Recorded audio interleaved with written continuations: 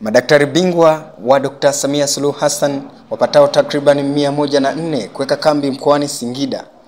Ni katika kliniki tembezi kwa ajili ya kutoa huduma za matibabu kwa wananchi wenye changamoto ya magonjwa mbalimbali.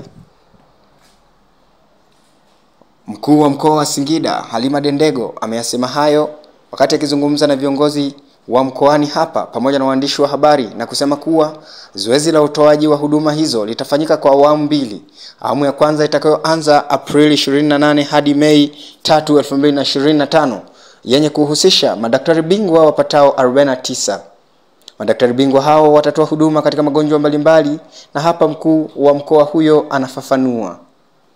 Ya madaktari bingwa au madaktari bobezi wa Dr. Samia Suluhu Hassan katika mkoa wa Singida, ambapo yatafanyika kwa awamu mbili.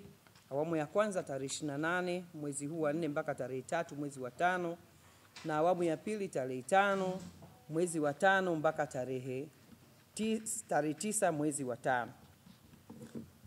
Hospitali za rufaa za mikoa ni kiungo kati ya huduma za afya ngazi ya msingi na kanda au taifa.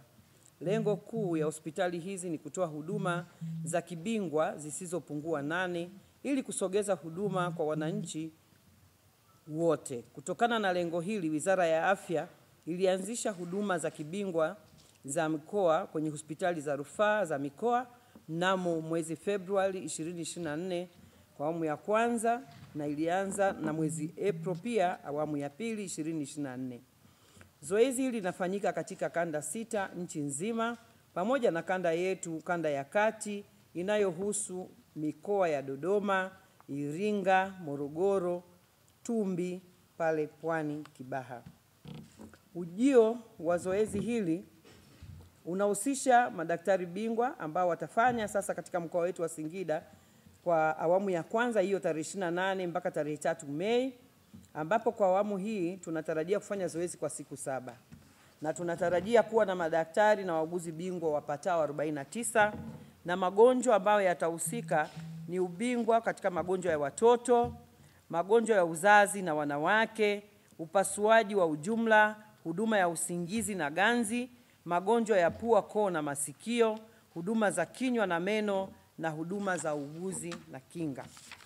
Kwa upande wake, mganga mkuu wa mkoa wa Singida, Dr. Victoriana Ludovic, ameeleza kuwa wanatarajia kuwafikia zaidi ya watu 3,000 kwa muda wa siku 5, na hapa anaeleza. Wa hospitali ya rufaa ya mkoa tunatarajia kufikia watu 3,000, zaidi ya 3,000 kwa muda wa siku 5 ambazo tutatoa huduma.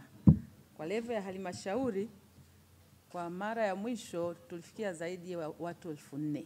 Kwa hiyo tunatarajia kipindi hiki pia tutawafikia watu wengi zaidi, na kwa uhamasishaji huu, kwa hiyo tunaamini watu watapata taarifa za kutosha ili waweze kupata huduma hizi.